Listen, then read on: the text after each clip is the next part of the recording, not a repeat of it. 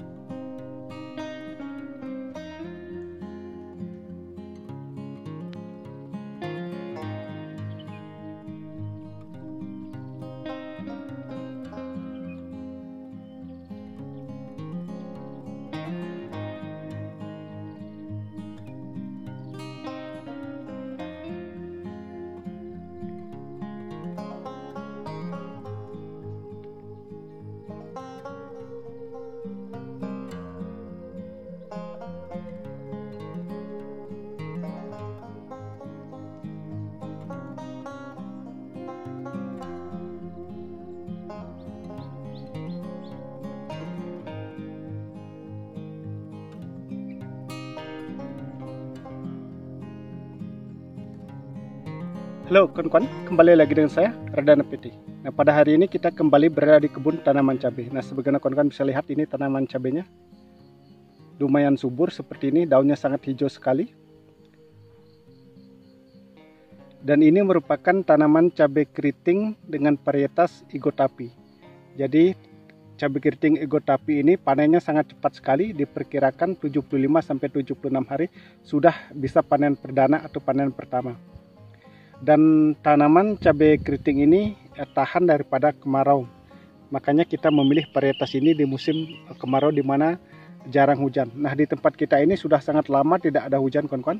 Sekitar 3 bulan tidak pernah ada hujan, tetapi tanamannya bisa dilihat tetap tumbuh subur seperti ini.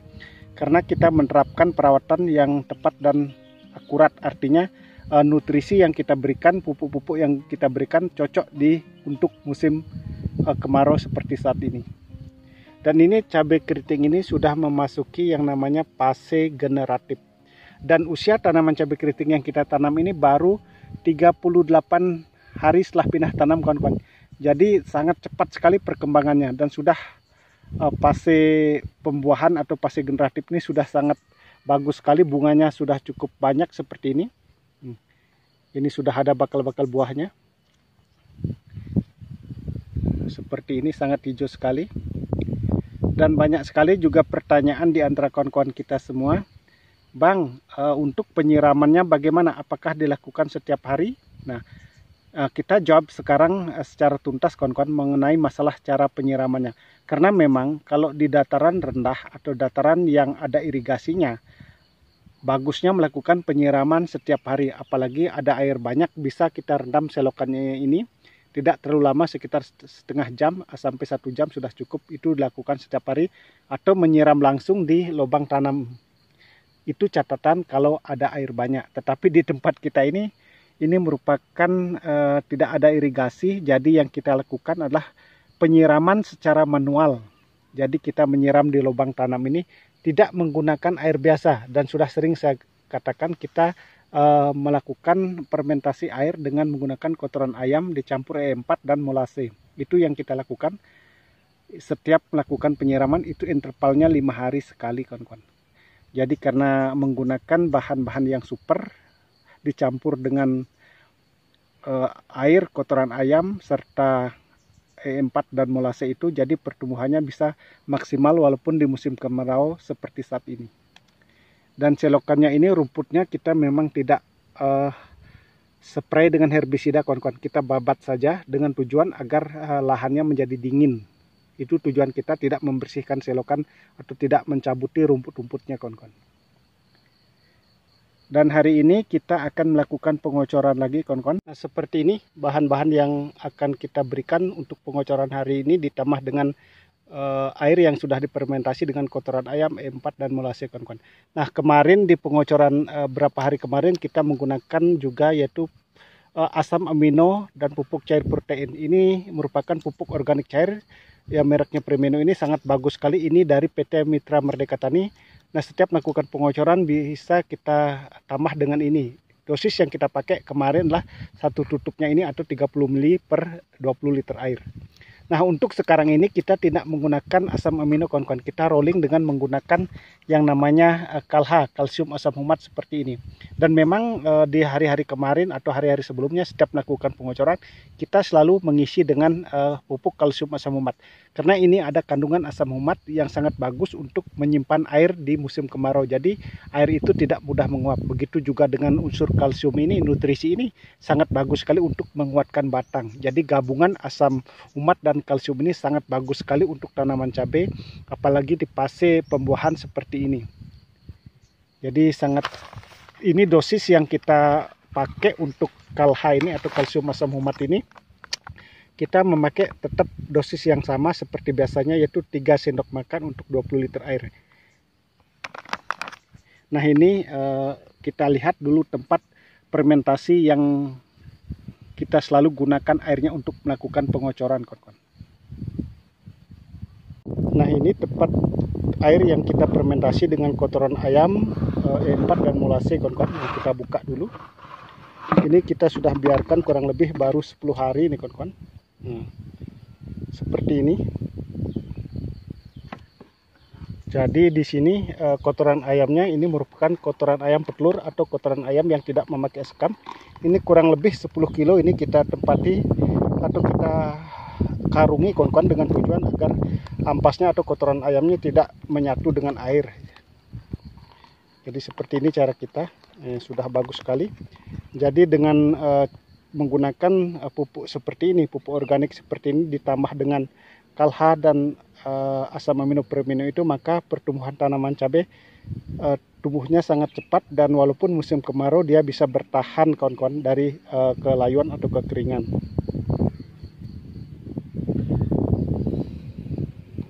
Jadi ini sudah tidak ada baunya lagi, sudah aman ini kalau kita pakai seperti ini. Ini cabai keriting Igotapi ini tunasnya sangat banyak sekali, tetapi kita sisakan hanya beberapa batang, kawan-kawan. Ini kita sisakan ada 3 tunas yang produktif atau tunas yang menghasilkan buahnya, dan sedangkan tunas-tunas air kita sudah bersihkan seperti ini. Ini juga sangat bagus sekali. Ini malah 4 kita sisakan tunas, tergantung besar kecilnya tunas itu. Kalau terlalu kecil baru kita potong, kalau besar seperti ini kita pelihara dia. Dan ini malah sudah ada buahnya seperti ini. Jadi sudah sangat panjang dan bunganya cukup lebat seperti ini. Dan ini kita menanam cabai keriting ini di lahan bekas, kawan-kawan. Sudah sering saya sampaikan. Yang pertama kita tanam kubis atau kol, dan yang kedua adalah cabai rawit kaliber. Jadi ini merupakan lahan bekas sudah 2 kali. Jadi setelah tanam cabai rawit kaliber, kita langsung menanam cabai keriting. Kita hanya melakukan pindah lubang. Nah, yang kemarin cabai rawit kalibernya kita tanam di sini. Nih, dia ada bambu nih. Sedangkan ini merupakan pupuk susulan kemarin, kita pindah ke pupuk susulan seperti ini.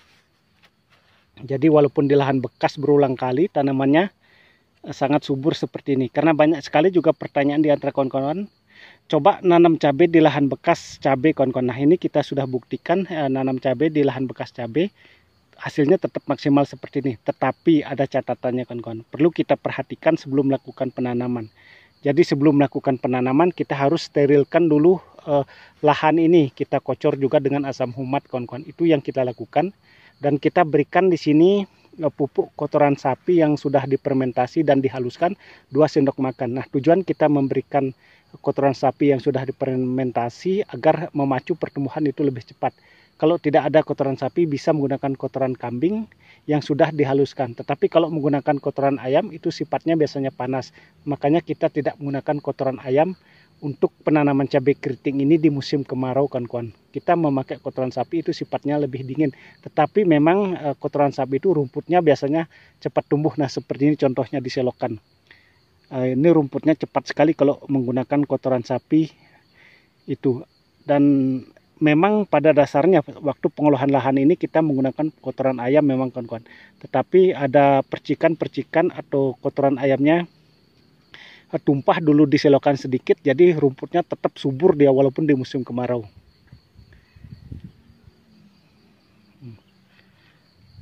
Sangat luar biasa sekali. Nah, seperti ini airnya kawan-kawan. Jadi kita sudah ambil, jadi warnanya sangat hitam seperti ini. Jadi sudah tidak bau lagi dia, karena kita sudah fermentasi. Dan ini digunakan aman ini sudah. Dan hari ini seperti yang sudah saya sampaikan, kita hanya menggunakan pupuk kalsium asam humat. Kita rolling dengan asam amino-premino. Jadi di penyiraman hari kemarin kita menggunakan premino juga, tapi sekarang kita menggunakan hanya kalsium dan asam humat saja. Nah, seperti dosisnya seperti yang sudah saya sampaikan, kita memakai 3 sendok makan seperti ini. 1, 2, 3. Nah, kita hanya memakai 3 sendok makan saja. Nah, kita aduk dulu. Maaf, ini kita tidak bawa tripod, ini kita sendirian juga. Nah, kita aduk seperti ini. Jadi kalau sudah merata, baru kita melakukan pengocoran langsung, kawan-kawan. Nah, karena ini asam humatnya, pupuk kalsium asam humat ini cepat sekali dia larut di dalam air. Berbeda kalau kita hanya menggunakan asam humat saja seperti merek Porsuil, kita harus aduk benar-benar. Tetapi kalau Kalha dia cepat sekali larut. Nah, ini sudah larut ini, sudah tidak ada gumpalan nih kawan-kawan. Nah, ini kita memakai alat kocor yang sangat sederhana. Ini bekas botol atonik kawan-kawan kita potong, ini ukurannya kurang lebih 100 ml ini tempatnya ini. Nah, makanya ukuran ini sangat pas sekali. Nah, seperti ini kita kocor langsung di lubang tanam. Seperti ini. Pelan-pelan saja. Nah, mengapa kita tidak mengocor di lubang pupuk di sini? Karena ini musim kemarau kawan-kawan, jadi kita sambil menyiram, sambil memberikan nutrisi. Itu yang kita lakukan setiap melakukan penyiraman. Jadi sangat sederhana sekali caranya. Seperti ini. Jadi dengan rutin melakukan penyiraman dengan menggunakan kotoran ayam yang sudah difermentasi dan dicampur dengan Kalha, maka pertumbuhan tanaman cabai menjadi normal atau menjadi bagus serta subur.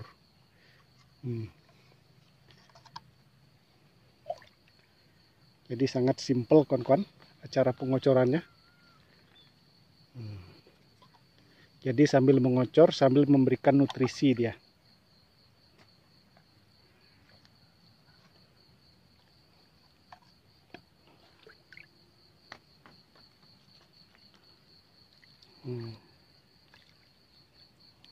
Jadi cukup dengan 100 ml aja itu sudah basah dia di lubangnya seperti ini. Dan ini bisa dilihat nih tanahnya sebenarnya sangat kering. Di sini tanahnya berpasir kawan-kawan. Jadi tanah berpasir itu cepat sekali kering dia sebenarnya.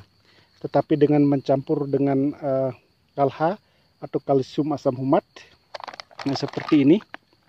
Ini dari PT Mitra Merdeka Tani juga kawan-kawan, sama dengan asam amino premino ini dari PT Mitra Merdeka Tani juga. Jadi dengan rutin melakukan pengocoran atau penyiraman dengan kalsium asam humat atau Kalha dengan asam amino premino, jadi pertumbuhannya cukup lumayan bagus kawan-kawan di musim kemarau seperti saat ini. Dan untuk tanaman cabai keriting Igotapi ini sampai saat ini, karena banyak sekali juga pertanyaan, apakah ada yang terkena bulai? Untuk sampai saat ini memang belum ada terkena bulai atau virus gemi, dan mudah-mudahan tidak ada kena kawan-kawan. Nanti memang kalau ada kena kita akan sampaikan juga. Dan untuk bercak daun memang tidak ada, karena ini musim kemarau memang untuk bercak daun itu atau jamur itu sangat sedikit biasanya kawan-kawan. Tetapi kita tetap harus waspada. Kegiatan kita hari ini melakukan pengocoran cabai keriting Igotapi dengan menggunakan Kalha yaitu kalsium asam humat. Sudah selesai kita lakukan. Nah, terima kasih kawan-kawan yang sudah ikut menyimak video ini. Kita di sini hanya berbagi bagaimana cara kita melakukan perawatan tanaman cabai, dan semoga kedepannya kita menjadi sukses sama-sama.